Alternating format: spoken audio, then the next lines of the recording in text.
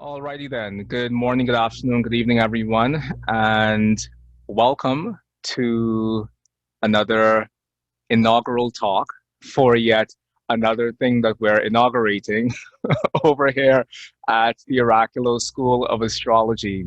I'm quite into the inauguration of things and starting things in a ceremonial manner. So, this is how we are starting yet another term over here at OSA. And in typical Oraculos fashion, we are starting with a lecture presentation on astrology. What is astrology? Where does astrology come from? And how we at Oraculos have come to our very specific approach to the astrology that we both practice and teach. So, without further ado, here we go. So, this is the beginning of our Excellence in Astrology 101 program, aka Foundations of Classical Astrology, aka the magic of astrology. I'm a very mutable person, so I couldn't come up with a decision as to what I wanted this to be called specifically. But the overarching title is the Excellence in Astrology program. And this first portion of the program is essentially the foundations of classical astrology. And the reason why I think that that's so important for us to have foundations in classical astrology is because as we look back at antiquity, at the entire corpus of our astrological system, what we find is that there has always been this approach of teaching and educating the neophyte astrologer by first providing a foundation in all astrology. And this is very different compared to how astrology is disseminated as well as taught within the 21st century, because we have a tendency of starting our astrological education through a specialization. And by specialization, I'm referring to natal astrology as a specialization, horary astrology as a specialization, electional, mundane. There are these branches of astrology that we'll go into, but from the perspective that we are sharing from and teaching from here at Oraculos, we're teaching from the basis of having a rootedness in the fundaments of astrology as a system within itself. So without automatically launching into a study of natal or launching into a study of horary, the foundation of any astrological procedure is to understand where all of these concepts come from, where they come from, why we organize ourselves around these concepts in this particular way, and also how to develop within ourselves the technical understanding of how to apply these concepts with stability and ease. And this is another thing. And I can already feel myself going down a rabbit hole, which is my personal proclivity, and I promise I won't go down there for too long. But the other thing that is very evident is that there is a lot of knowledge about what astrology is and possibly even what a technique does, but the actual application of technique so that you can call yourself an astrological technician is far less a part of our modern structure of astrology than it was in antiquity. I was having a conversation with an astrologer the other day for my podcast, and he spoke about how when we look at the astrology of antiquity, we're looking at a burlier, more muscular, more robust system of astrology that has all of its pieces well integrated within itself. And that is the sort of astrology that we're wanting to reclaim. And while it's true that you, after engaging in this study, will be moving into a specialized field of interest for yourself in terms of your astrology, what we want to be moving forward as is astrological technicians. That is what we need. Because we all have knowledge. We live in a period of time where our access to esoteric knowledge has never been as great as it is right now. But the flip side to this deluge of knowledge is that that knowledge hasn't really, in a lot of instances, taken root within ourselves in a way where it can bear fruit of a strong and a potent tree. And that's what we're wanting to create within ourselves. The tree of astrology, because it's from that tree of astrology with a strong foundational understanding in the why of astrology that we can begin to really be more excellent practitioners within this field. So that's where we're starting and that's where we're going. And you are riding with none other than yours truly, Mychal A. Bryan. Now, the objectives for the overall course are what I'm going to outline next. And the reason why I think it's important for us to have objectives is because having objectives gives us a sense of direction as well as a center of gravity. And this is something that all of us need, not only within our life in general, but also specifically within our astrological practice. Because as we move into this field of astrology, we're needing to know what is the specific thing that I'm seeking to attain by virtue of this practice, and also what is the specific outcome that that attainment will bring me. And those two things together, that sense of direction, knowing where you're going, and that center of gravity, knowing where you're rooted, are fundamental in us really developing in a rich and a potent way.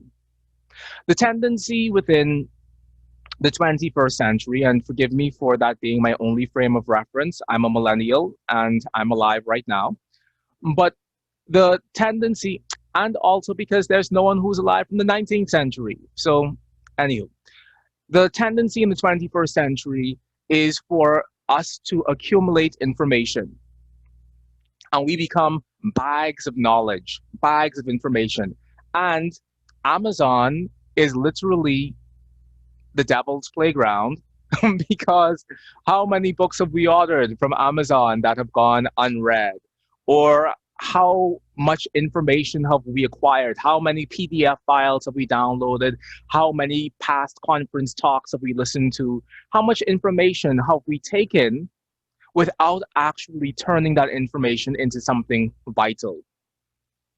And this thing is really important, and it's also important for us to look at this within ourselves, because are we just seeking information for the sake of information, or are we seeking information because that information makes us better at what we're doing right now?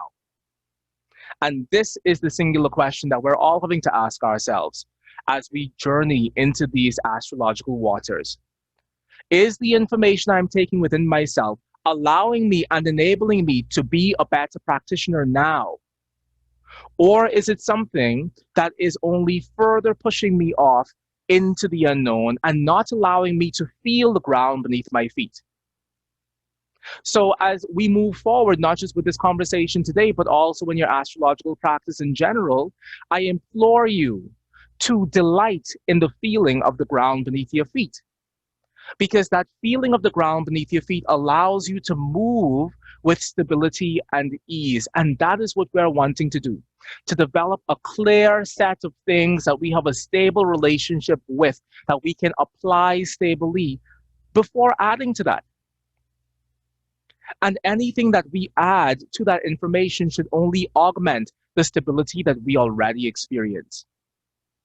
Because ultimately, this astrology, these investments that we're making in this astrology should ultimately lead to something profoundly tangible and concrete that can be applied within the world. And it's not enough to know something, but can you do that thing? Can you operate as a practitioner within that field? These are the questions that we should ask ourselves, because these questions serve as a filter on our own hunger for what it is we're trying to attain. And also the hunger for knowledge is a wonderful thing to be a part of, but does that help you to be a better practitioner now? And as we keep on referencing this question of, does it help me to be a better practitioner right now?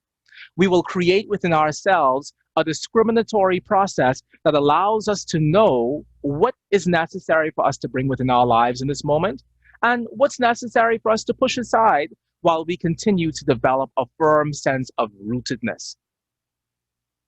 Because any sense of lack or loss or searching that we may feel within ourselves, any sense of a spiritual hunger that we may feel within ourselves is directly proportionate to this lack of rootedness.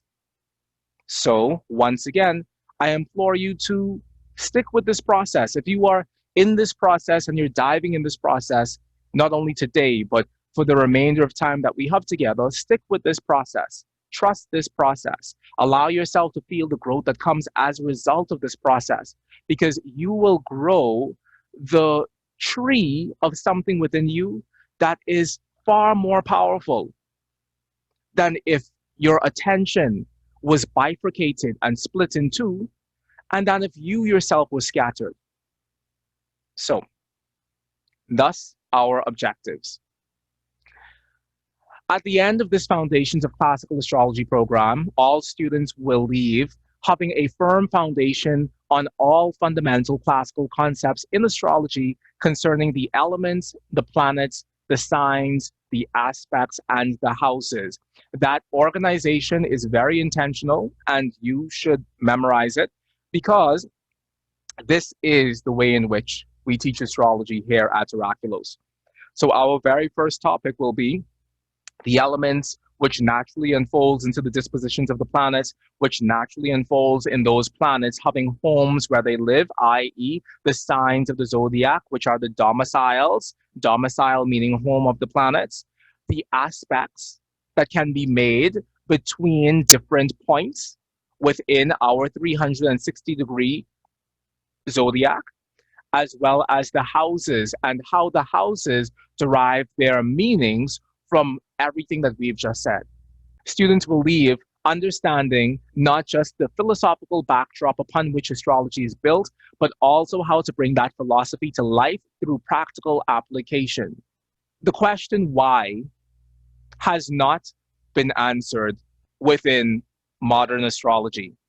Everyone can say how, everyone can say what, everyone can say how these things make us feel, but the why has been elusive. And if you can understand why you're doing something, it gives you a deeper relationship to that thing. So we will also be fleshing out the philosophy of why. Knowing how to rapidly identify major and minor aspects in a chart, as well as how to grade them in terms of levels of importance and impact. The straw that broke the camel's back in terms of learning astrology is always the aspects. And undoubtedly, that's always the thing that throws people off.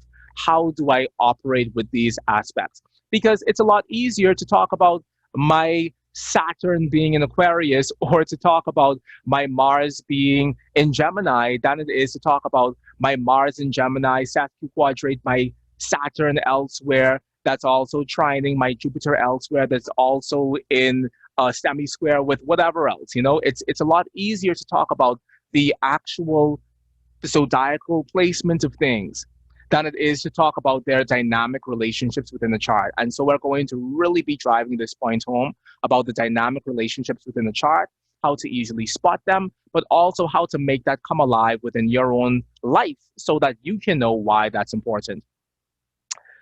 Students will leave with a thorough and in-depth understanding of the history and application of essential dignities and abilities and how they can be used to further refine one's assessment of a chart as well. Absolutely important and absolutely the bread and butter of classical astrology from a Western perspective. So we're going to be diving into that.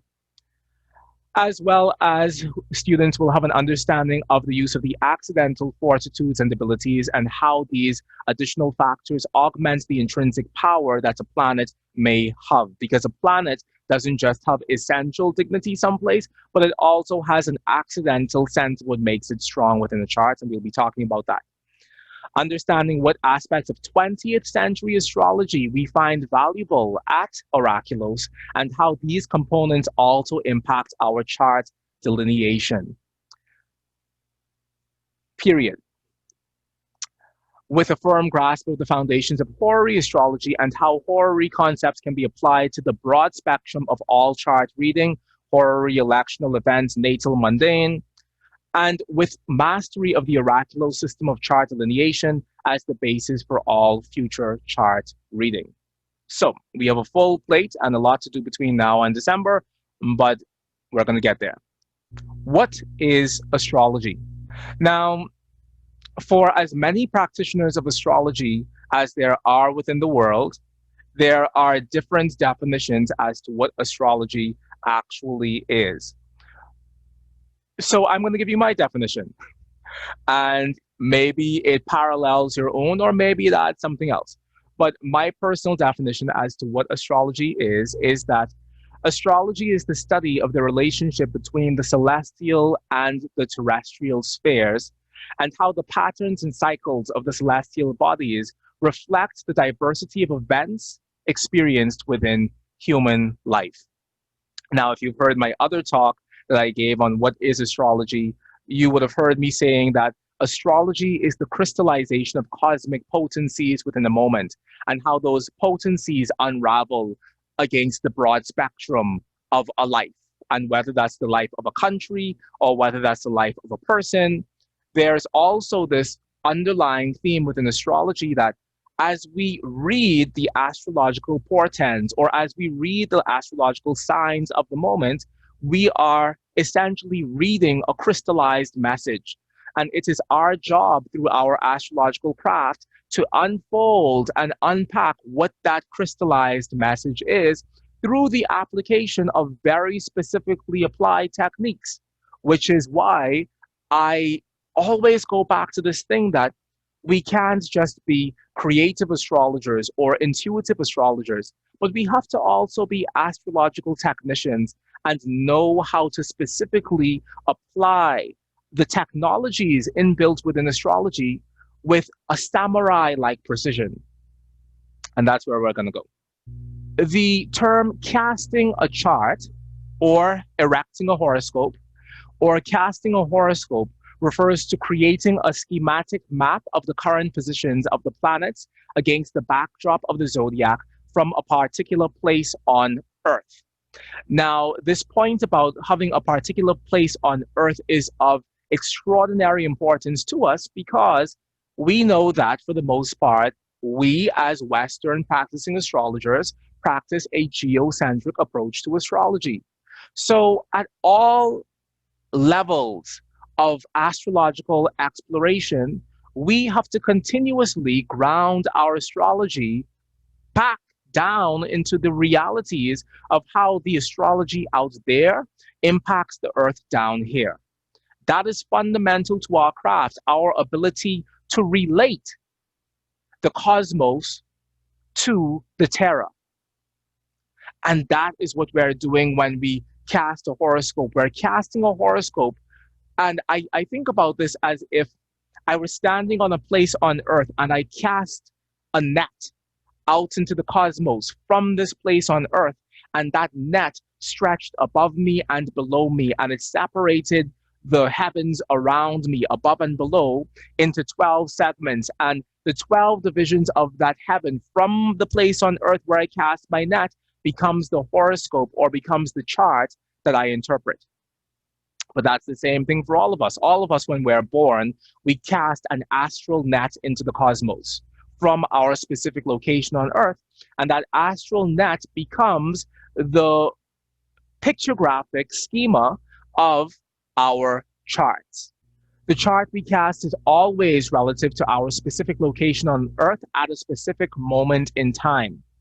This is why two people born at the exact same time but in completely different locations on earth will have a completely different birth chart, natal chart, or nativity. Now, I put these terms here very early on so that you can know that these terms are essentially synonymous. Your birth chart is your natal chart is your nativity.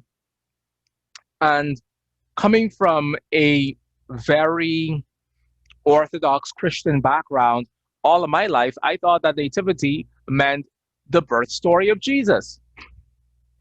But your nativity is the birth story of you. A nativity is the birth story of anyone, or any sentient being that's born has a nativity, or a chart that records the position of the chelum, or the heavens, at that moment of birth.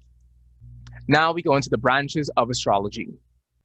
Now, classical astrology can be divided into four main branches. And by classical astrology, I am referring to medieval astrology and the astrology that manifested between the medieval period as well as to the end of the Renaissance. This concept of an astrology that still bears within it the shape of its ancient origins. And classical astrology can be divided into four branches, which are horary astrology, electional astrology, natal astrology, and mundane astrology. And the exact same way that I've organized that is the exact same way that I approach not only the study of astrology, but also the teaching of astrology. For me, in teaching astrology, I teach horary astrology first, which naturally gives way to electional astrology, which naturally gives way to natal astrology, which naturally gives way to understanding astrology at a level far greater than ourselves, which is the level of mundane astrology. I think that this is a superb way to approach astrological pedagogy or astrological teaching, and it works. And while I say it works, I also acknowledge that there are many ways to climb up the mountain, but this way is what I have personally found to be most effective within my particular approach to astrology, which may not necessarily be somebody else's. So we begin with horary astrology. Horary astrology is the divinational method by which the answer to a sincerely held question can be found through interpreting the chart of the moment when the question was asked by a querent and received by an astrologer.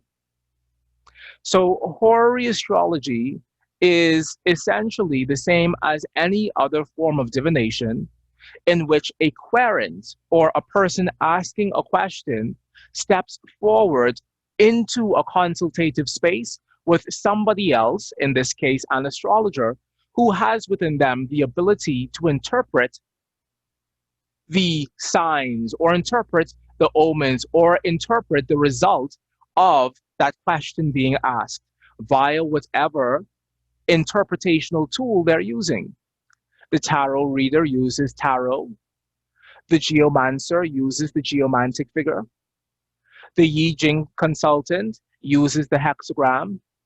The rune caster uses the runes. And the horary astrologer uses the chart that was cast in the moment of that question being asked. And I have some very profound thoughts on how horary astrology serves as the ghost within the machine behind every other system of divination, including tarot and runes and Yi Jing and geomancy and Ifa and all the other systems of divination.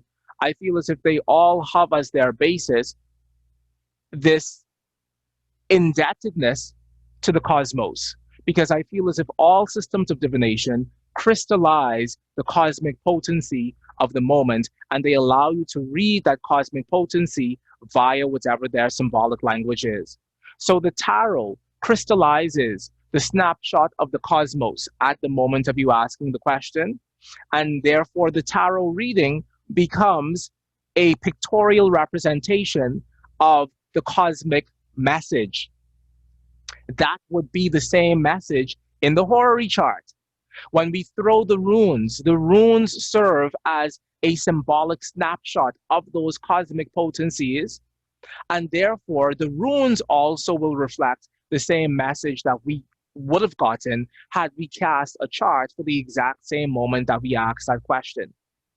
And it's not because I feel as if the tarot or the runes somehow influence the cosmos or enforce upon the cosmos the necessity for the cosmos to conform with their tiny message, but I believe that it's because it's the cosmos that quote unquote, forces the tarot to deliver its own message, and the cosmos that forces the runes to deliver its own message. So, therefore, the moment of divination isn't just a moment of a random coin toss. The moment of divination is a moment pregnant with cosmic potencies that unfolds within the pictorial landscape or the symbolic landscape of whatever system of divination we're using. So that is horary astrology. Horary astrology is using the chart as opposed to using the cards or the dice or the bones or whatever else you would use. It is using that actual raw blueprint of those cosmic potencies itself, which for me is as close to the holiest of holies as we can aspire to go. You know, the tarot kind of stands as an intercessor between the cosmos and you. But the chart is literally the pictorial representation of that same sky. And so for me, that's as close to the heavens as we can go, horary astrology. So when we strip away all other systems of divination, I think that at the core of it, and at the end of the day, we end up with the horary moment as being the most original, just because of what the content of horary astrology is, which is the sky all around us. And it's important, and I mean, it's important. Next, electional astrology. Electional astrology is the art of skillfully determining what time may be most favorable for the launch or beginning of a particular endeavor. And that can be a marriage, opening a business, making a post, signing a contract, etc., based on an analysis of the astrological factors at play in that moment. That's pretty self-explanatory. Whereas in horary astrology, we step unknowingly forward into the process of divination, and we allow the cosmos to say to us what is most truthful and what represents a clear expression of unalterable universal law within the context of the question we're asking about. Electional astrology already assumes within itself the success of the outcome. So I assume within myself that the business that I'm wanting to launch will be successful.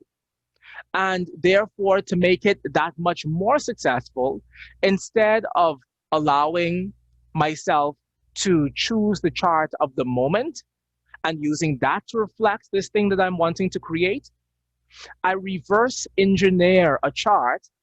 And through the process of that reverse engineering, I create a chart that looks like the outcome that I'm wanting. So this also is a part of the technical reason why, in my mind, electional astrology flows naturally out of the horary experience. Because the horary experience teaches you how to look at a broad smorgasbord of every possible potential sort of chart that can possibly exist. And the horary experience, it sharpens your eye to know which of these charts just looks quote unquote auspicious from the outside. Which of these charts that I'm looking at has within it the ability to deliver on the promise of something truthfully auspicious.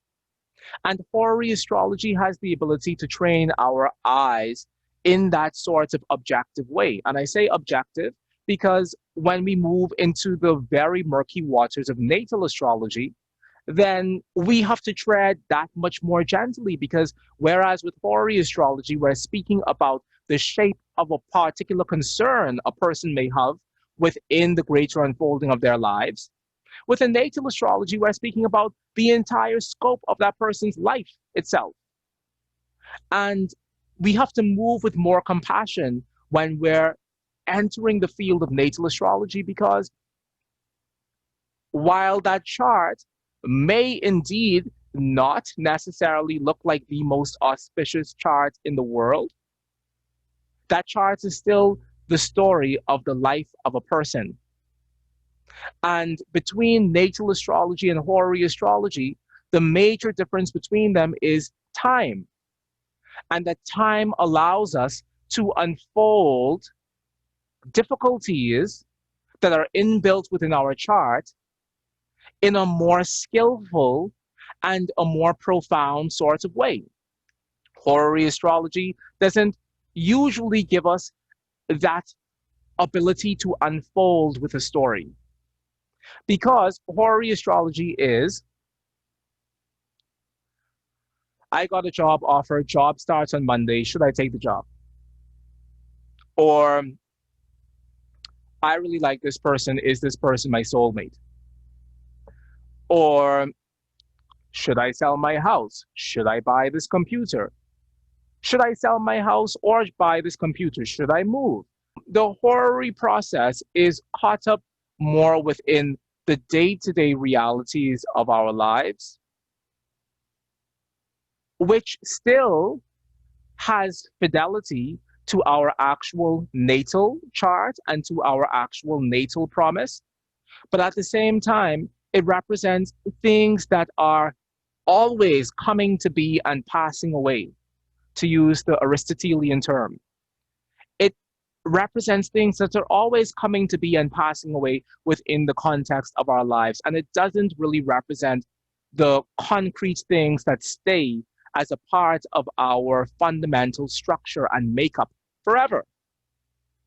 You know, how many charts have we casted for the person who we thought was our soulmate, only to find ourselves casting a chart a year later for yet another soulmate? You see? So the horary astrology, it teaches us to be specific, it teaches us to be objective, and it teaches us to see. From which naturally flows electional astrology, which teaches us to take that knowledge that we would have gained through our practice of horary astrology and apply that knowledge in the specific reverse engineering of a chart, so that the chart can be a specific representation of the outcome that we're wanting to engender through our efforts. Now, this takes us to another point, which is the same point I was just making, that about horary astrology and electional astrology as a conceptual training model. Electional astrology can be seen as a reverse horary. In horary astrology, we ask the question first and then erect the chart. In electional astrology, we presuppose that the outcome is already certain, and we reverse engineer a chart that supports that auspicious outcome, hopefully in a way that harmoniously aligns with the natal promise. This last piece is of utmost importance, and I realize that within the drama of who I am, there probably are several other things that I said are of utmost importance. So I'm giving you the whole field of utmost importance, and you choose which one you're going to run with. But this last piece is definitely of utmost importance, because we want to make sure that whatever we are creating in terms of an electional chart has within it a harmonious alignment with the natal promise of the person who we're creating the electional time or the electional chart for. And this concept of harmoniously aligning the electional moment with the natal promise is really, in my perusal of modern day astrology, it really hasn't taken root in modern astrology in the same way as it was very much a part of 17th century astrology and earlier. Because there was always this concept within the 17th century electional model that if a planet within your chart is operating in a way that is not supportive to life, then in your actual electional chart for yourself, that planet will still not operate in a way that's actually supportive to life. whether or not that planet is a planet that we consider to be a good planet or a bad planet. So, Saturn in a person's chart can be absolutely extraordinary because of the houses that it rules, because of the states that Saturn itself finds itself in. Saturn may be operating as a conditional benefic within the chart of a person because of Saturn's rulership and also because of Saturn's state. So can Mars.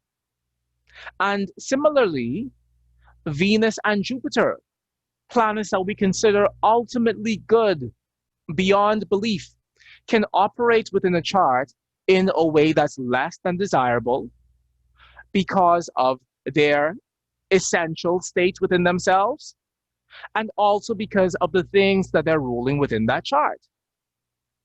So it isn't enough for us to think that, oh, I'm going to choose a time when Jupiter is the strongest planet and when Jupiter has rulership over the ascendant, or when a benefic planet has rulership over one of the houses that I'm wanting to elect about. It's not enough to think that, because your natal chart will forever serve as the backdrop of all of your experiences. And the potencies of the planets as they are manifesting within your natal chart will be the same vibration that those planets hum with when placed within any other chart that is cast for you.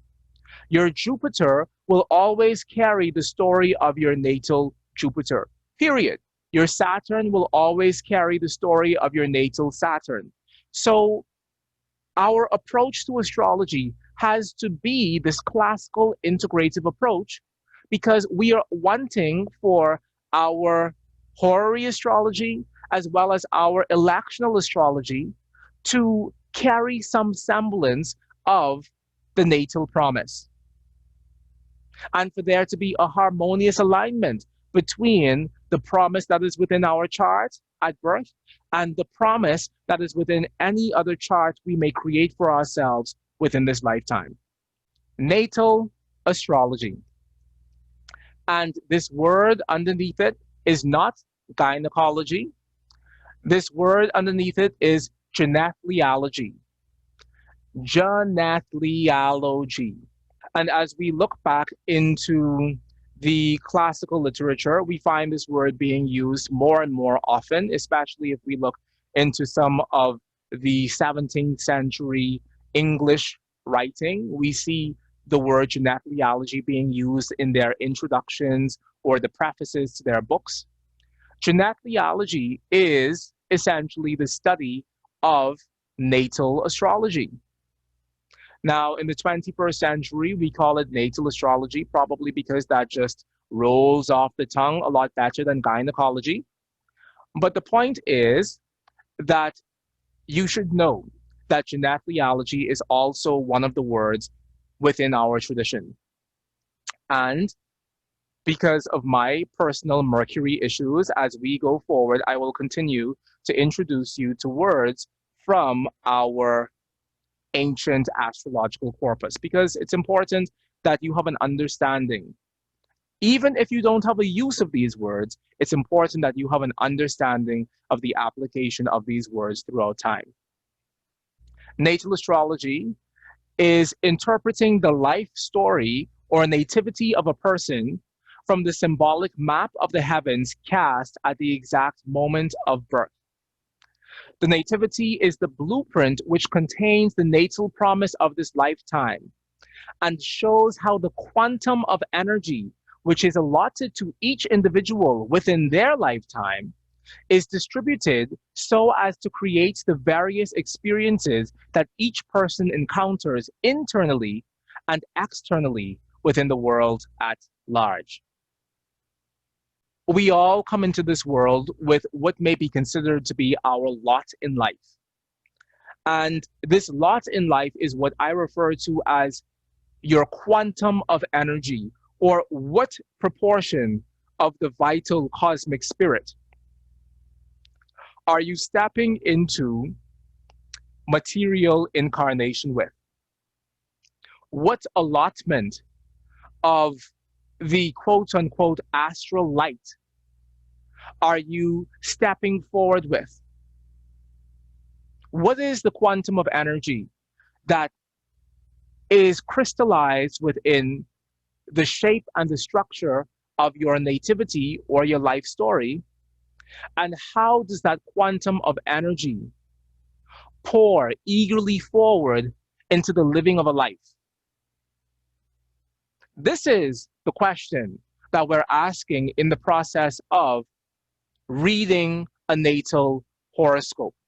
Because what we are as astrological technicians is also measurers of the dispensation of the quantum of energy that a person has, and how that quantum of energy is either flowing effortlessly forward, or how that quantum of energy is being obstructed within various parts of their lives.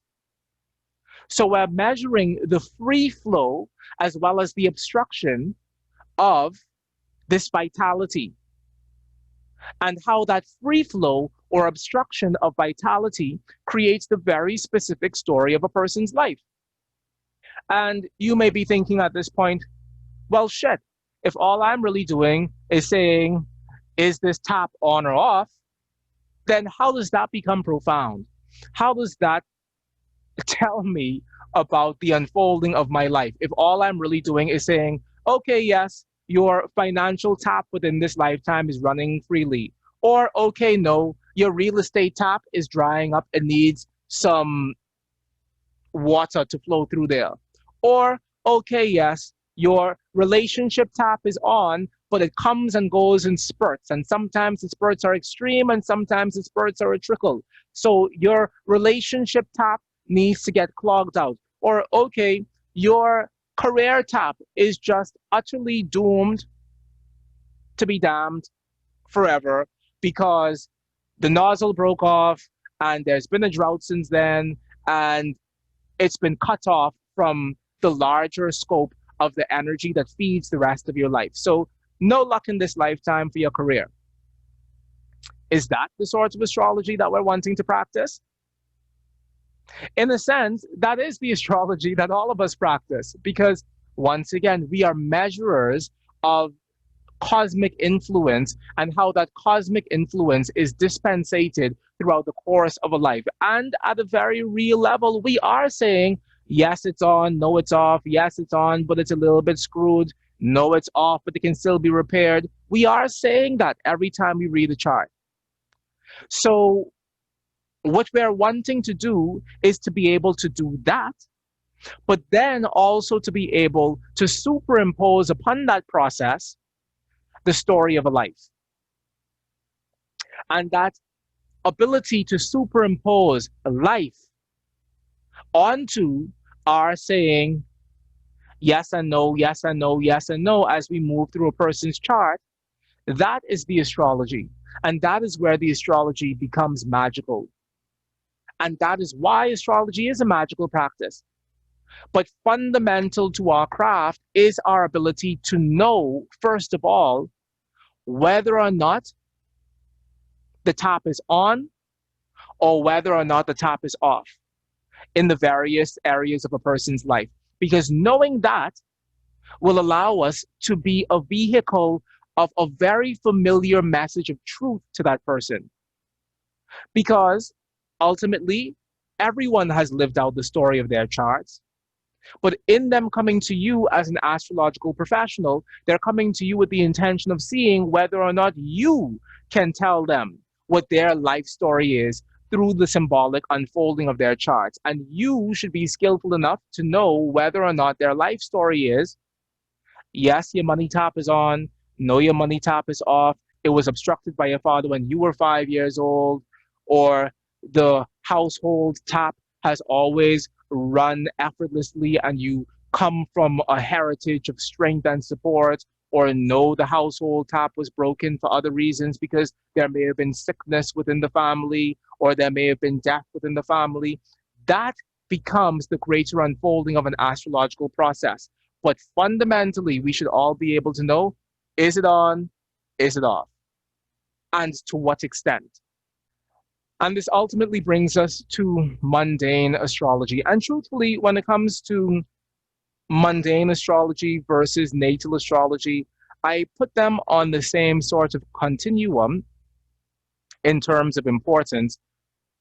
And I guess mundane astrology comes last on the list because I can't think of one person who I know who has a thriving and a bustling client-based practice because of their abilities as a mundane astrologer. You know, that's just not where we make our bread and butter as astrologers. We make our bread and butter as astrologers through natal astrology, electional astrology, horary astrology. And if we also know how those more personal astrological cycles tie into greater geocosmic cycles, as in mundane astrology, then all the better for us. But fundamentally, we don't really make our money from being amazing mundane astrologers.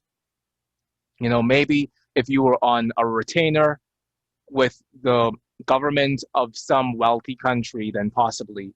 But in general, that's not what people pay us for. But it's still a part of our astrological body of knowledge. And I was saying to someone recently that I think that at the end of the day, after you've gone as far as horary astrology can take you, and you've gone as far as electional astrology can take you, and you've gone as far as natal astrology can take you, there is something that moves within each and every one of us to want to know how our personal astrology ties in with greater cycles of change.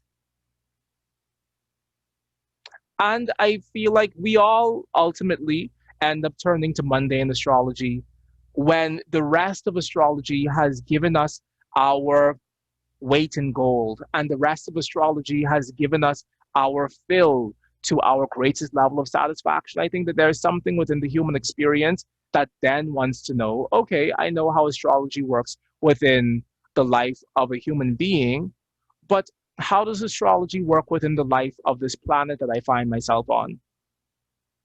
And so naturally, our astrological pursuits take us from the specific astrology of our personal lives to the more general astrology of the world at large.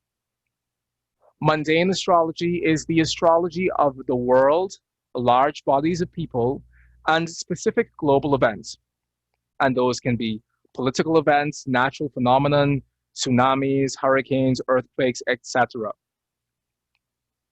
It utilizes various celestial occurrences, new moons, full moons, annual ingresses of the sun, eclipses, conjunctions of outer planets, etc., to create a means of casting long-range global predictions for new eras of human development on the large scale, or the year, the season, or even the month on a smaller scale. Astrology, on a whole, is both telescopic as well as microscopic. Astrology allows us to see the cosmos and see how these greater cycles of change within the cosmos are affecting greater cycles of change within human life. But it's also microscopic because it also allows us to see how do those changes affect human life this year in terms of the annual Aries ingress chart or other annual predictive charts that we may cast throughout the course of the year. How does this greater cycle tie into what's going on with this season in terms of the seasonal ingress charts, which are the ingresses or the return of the sun to 0 degrees of the various cardinal signs other than Aries, because the annual predictive chart is typically the Aries ingress chart when the sun returns to 0 degrees Aries at the exact place where the ecliptic and the equator cross in the east. That's called the Aries ingress chart, when the sun is at 0 degrees Aries, which is roughly speaking around March 21st. But there's also a tradition of having a seasonal predictive chart that you would cast at the beginning of every season. So you can cast a seasonal predictive chart at the beginning of summer at June 21st. You can cast a seasonal predictive chart at the beginning of autumn on September 21st. And you can cast a winter predictive chart at the Capricorn ingress of the sun at December 21st, approximately. So those would be the seasonal ingress charts. Or even the month. The monthly lunations have, since time immemorial, served as monthly predictive charts for your locale. If you cast the charts for the lunation for that month, then that represents the predictive chart for where you are. So even mundane astrology is having these subsets within it. In the same way as natal astrology is having its own subsets. We have the subsets of synastry, we have the subset of medical astrology. There are other tinier divisions within all the branches of astrology. You can do an electional chart for yourself as a person, you can do an electional chart for a corporation. So in every branch of astrology, we're finding this astrology of the large, as well as the astrology of the minuscule.